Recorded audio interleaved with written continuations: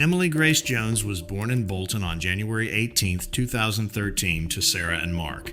Mark worked as a credit manager while Sarah was a solicitor. Emily was their only child, and people described her as this bright, joyful little girl who always seemed to light up every room she walked into. She absolutely loved being outdoors and threw herself into every activity she could find: hiking, climbing, swimming, horseback riding, basically anything adventurous. Mark used to say she was a bit of a daredevil, super friendly, and the kind of kid who could talk to absolutely anyone. At school, Emily stood out for how creative and hardworking she was. Her teacher said she loved drawing and writing stories, and she got along with everybody in class. She was smart enough to finish assignments before most of the other kids had even written the date at the top of the page. Even though Mark and Sarah were no longer together, they stayed close and focused on raising Emily together. Sundays were usually Mark's time with his daughter, and that particular weekend they had agreed to meet Sarah later at Queen's Park. Guys, real quick before we continue, I'm honestly curious where everyone watching is from. Tell me your city and what time it is for you right now. Thanks for being here, and drop it in the comments while I keep going. That day was Mother's Day. Earlier that morning, Emily had given Sarah a handmade card, and later that afternoon, around 2:15, Emily and Mark were spending time together in Queen's Park. Emily was riding her scooter, flying past her dad while he cheered her on to go even faster. Then she spotted Sarah out jogging nearby and got excited immediately. Daddy, I want to go to Mom," she said. Mark told her she could, and Emily rode off toward her mother. Sarah didn't hear her at first because she was wearing headphones and was still too far away. As Emily rode across the park, Mark suddenly noticed a woman stand up from a bench and walk toward his daughter.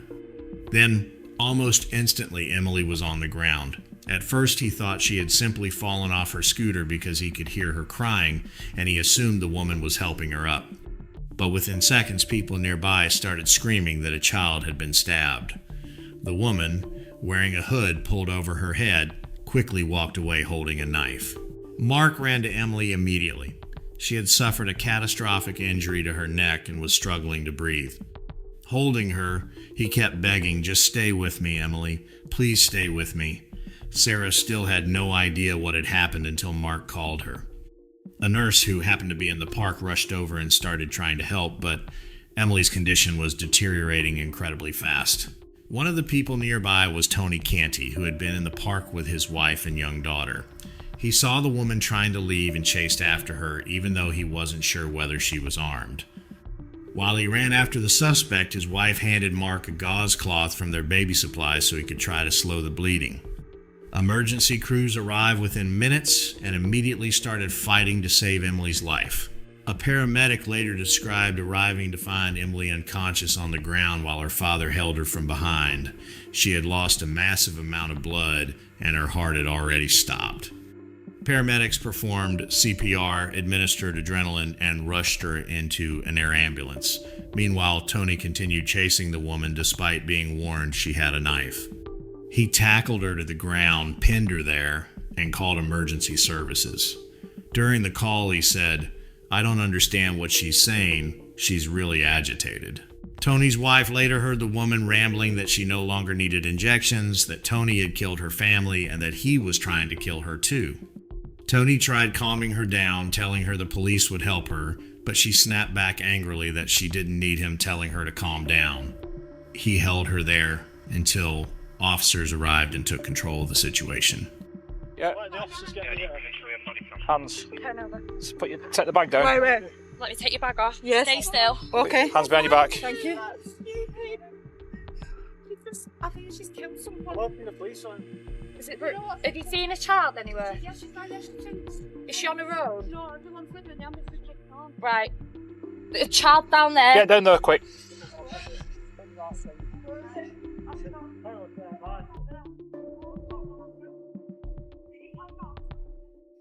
The ID from dealers. Yes, it's in my bag. What is? Soon afterwards, she was formally taken into custody. Go ahead. This female Emily's now in cuffs. She has said there's an ID in her backpack, which is by the side of the bus. What's in your backpack? ID and everything. ID. Yes, and the knife. And a knife. 15.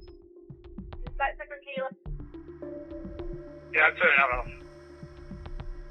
15.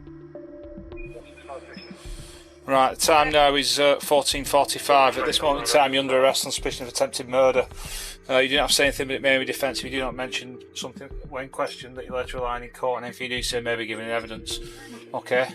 Your arrest is necessary to protect vulnerable people and to ensure a prompt and effective investigation to this offence. Yeah. Okay? What's your name? El Jonas Corner. El Jonas Corner. Okay. Where do you live? 19 Turnstone Road. 19 Turnstone. Yes. Right, sweat there. Just confirm to me what's inside your bag. You can control. It's just no bumps, no nothing. No It's just bumps. my ID card. ID card. In my mom's ID card. Yeah. There's a knife, some water, some juice. Okay. Nothing. Okay, that's it. So there's That's nothing it. that's going to harm in me. the No. bag. No. Okay. Police sealed off the area around the attack while investigators started reconstructing exactly what had happened. Emily was flown to Salford Royal Hospital, arriving at 27 minutes past 3. Doctors placed her on life support and carried out blood transfusions, but she remained clinically dead. At 3:56 in the afternoon, doctors officially pronounced her dead. What had started as a horrifying attack instantly became a murder investigation. The next day, Sarah had to identify her daughter's body. A post-mortem examination confirmed Emily had died from a stab wound to the neck.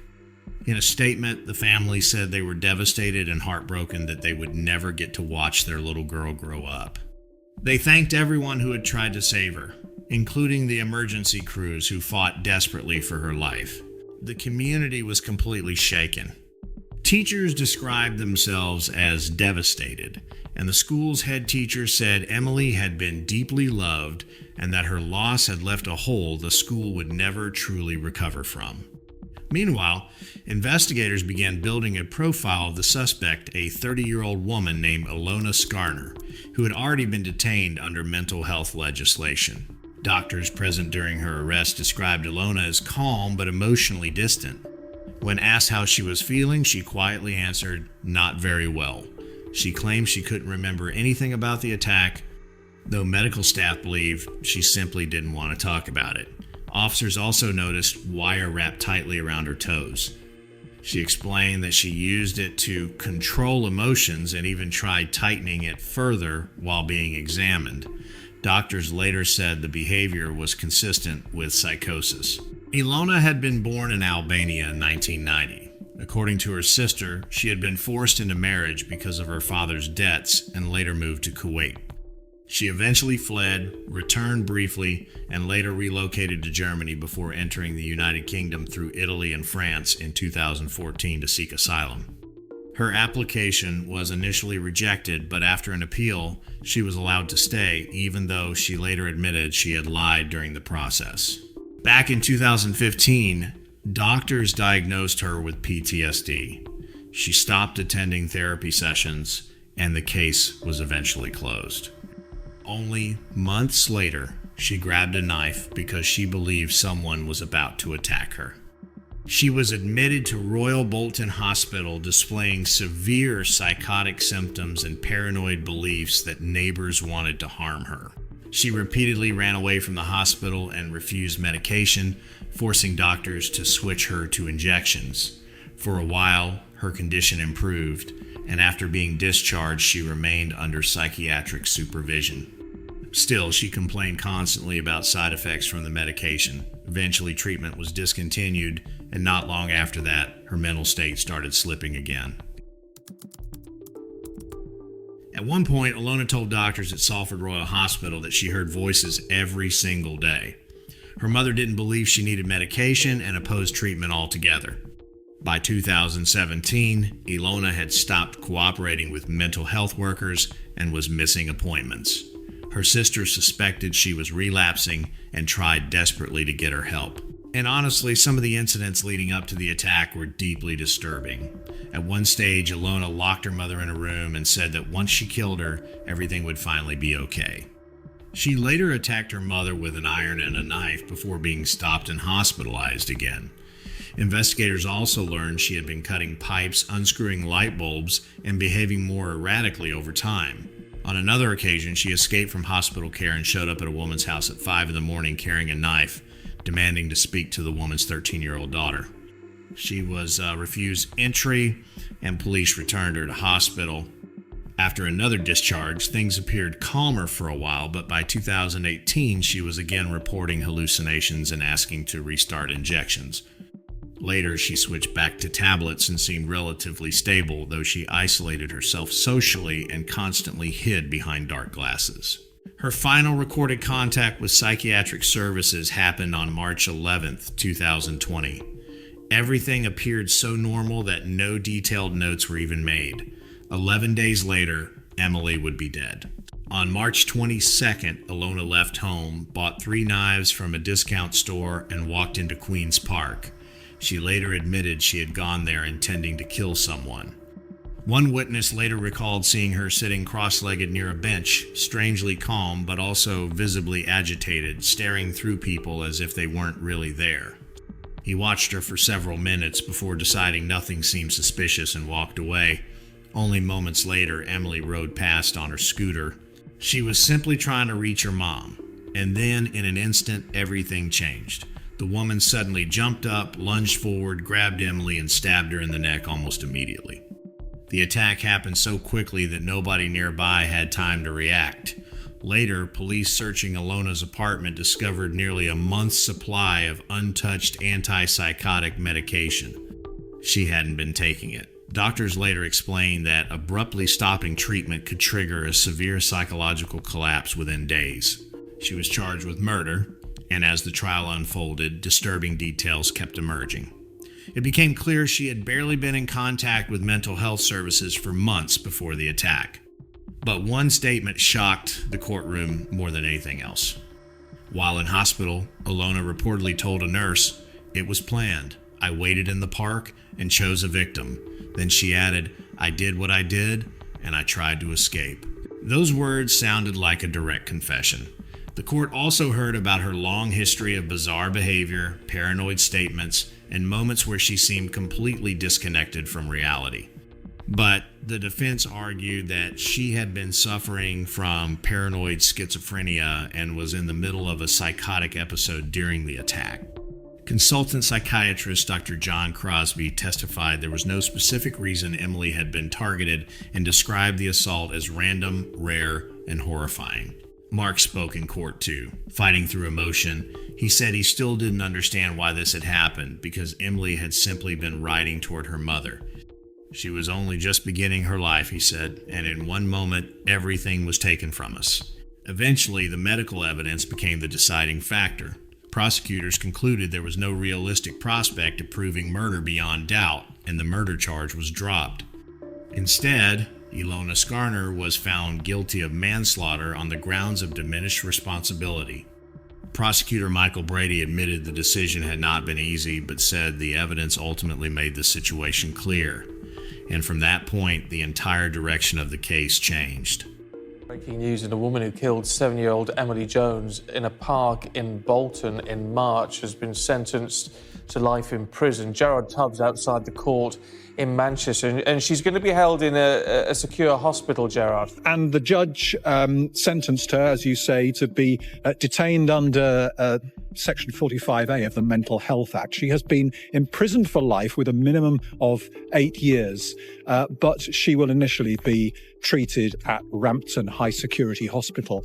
If she's deemed well enough to leave there, she will go on to serve the rest of her sentence in hospital. The judge said she had to be punished because she had made the decision to buy the knife. She had made the decision to kill someone. There was an element of culpability in her action.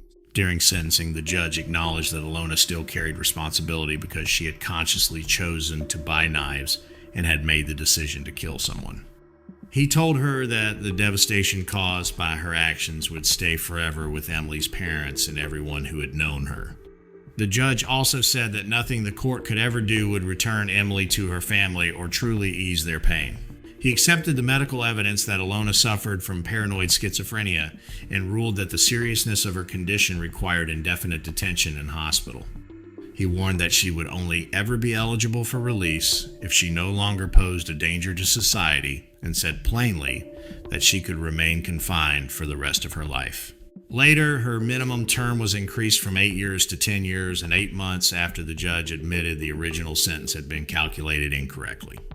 After hearing that decision, Mark said he would fight for the rest of his life to make sure she never walked free.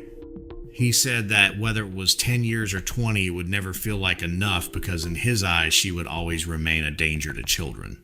At the inquest into Emily's death, acting senior coroner Alan Walsh addressed the circumstances surrounding the tragedy. Now, a coroner has said the father of a 7-year-old girl killed by an asylum seeker is entitled to feel her killer should never have been allowed into the country. Emily Jones was attacked as she scooted through a Bolton park on Mother's Day in 2020. Her killer was Albanian asylum seeker Eltiona Skana, who had a long history of poor mental health. From the inquest into Emily's death, here's our North of England reporter, Kelly Foran. Despite Skana being well known to mental health services, the coroner today said that the local community teams could not have predicted or prevented Emily's death. He added, though, that if nothing changes nationally, there is a risk to future lives. The whole profession of psychiatry needs to come under the spotlight at some point. I think it's a real worry. It's just shocking. So we're just going to try and do our best, and and in Emily's death doesn't go in vain. So we'll just keep plugging away, right? Just try to promote mental health awareness and the dangers of relapse and not monitoring mental health. I've met with other families in the Greater Manchester area that have been affected by by homicides and lack of funding in mental health. Everybody knows this, In the light of Emily's killing and the issues around Skana's care in the community, Bolton coroner Timothy Brennan said he'd be writing a Regulation 28 Prevention of Future Death report to the Secretary of State. He said, "It will make clear my profound concerns about morale, workload, training, staff shortages and inability to deliver continuity of care." He said the case showed a sector of healthcare provision that is challenging and riven with operational stress and tension. "I sense a healthcare sector in crisis." But he didn't believe Skana's behaviour could have been predicted by her mental health team. Emily's father, however, said those tasked with monitoring Skana failed to realise just how dangerous she was. It's just shocking, and it's been a real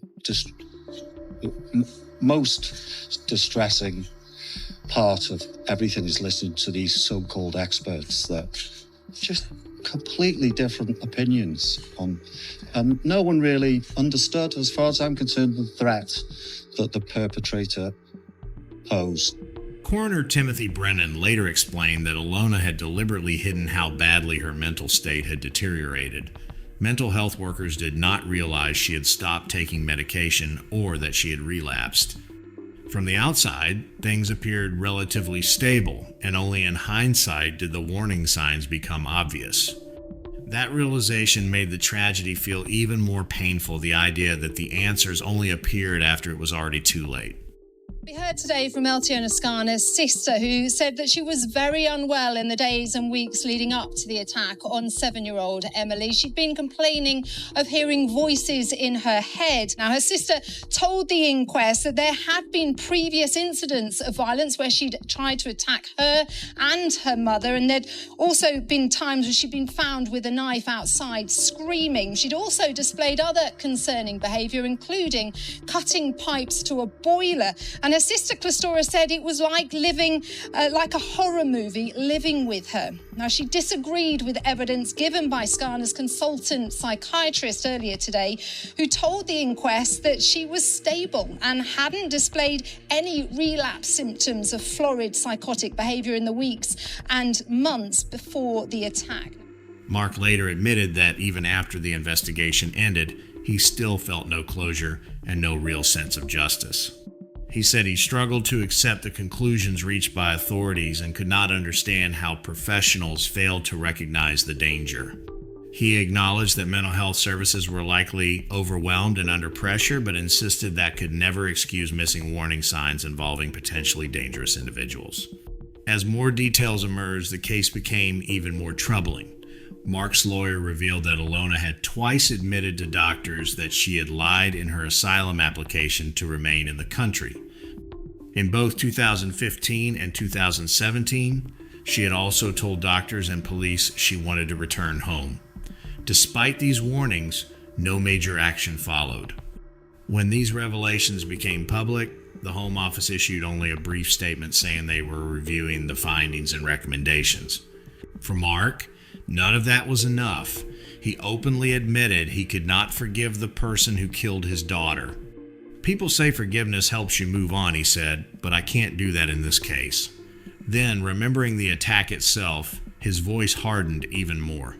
How dare she touch my daughter? How dare she lay a hand on her? It was obvious the pain would stay with him forever. Later, Ilona appealed her sentence, forcing the family to relive the entire nightmare once again in court. The appeal was rejected. Lady Justice McCoo ruled there was enough evidence showing Ilona understood her actions and had attempted to flee after the attack. That finding was significant because it confirmed there had been not only mental illness involved, but also a degree of awareness. Afterward, Mark said he wasn't happy about the outcome, only relieved. She's dangerous, he said, and now everyone can finally see that. Ilona Skarner remains at Rampton Hospital receiving treatment. After the tragedy, the agencies responsible for supervising her carried out internal reviews and claimed there had been no clear warning signs that could have predicted such an attack, but NHS England disagreed strongly. Their report stated it had already been obvious by 2017 that she posed a danger to others and criticized the poor understanding and underestimation of the risks surrounding her condition. Mark reacted angrily to those findings, calling the earlier explanations complete nonsense. He argued that authorities knew she had stopped taking medication and still allowed her to remain without proper supervision. In his eyes, she had been like a ticking time bomb, and the tragedy was only a matter of time. Despite the unimaginable loss, Mark decided he wanted to push for change. He joined the organization 100 Families, which supports relatives of people killed in similar circumstances and campaigns for reform in mental health care. He said he knew nothing would ever bring Emily back, but he desperately hoped no other family would have to live through the same nightmare. After Emily's death, her school announced plans to create a memorial garden in her honor. The community rallied around the project, raising money while her classmates helped design a peaceful space where people could come to remember her. Sarah also launched a fundraiser for the Bolton Lads and Girls Club to support other children in the community. Nearly £3,000 were raised, becoming another way to honor Emily's memory through something positive. But for her family, none of that changes the reality that life will never feel whole again. Emily was described as kind, bright, and genuine, a little girl with her entire future ahead of her. What should have been an ordinary happy Mother's Day ended in unimaginable horror, leaving behind a loss that can never truly be filled. As Mark and Sarah later said, Emily had been the rhythm of their hearts, the reason they woke up every morning, and the center of their world. And now they have to keep living with the silence and emptiness that nothing will ever completely heal.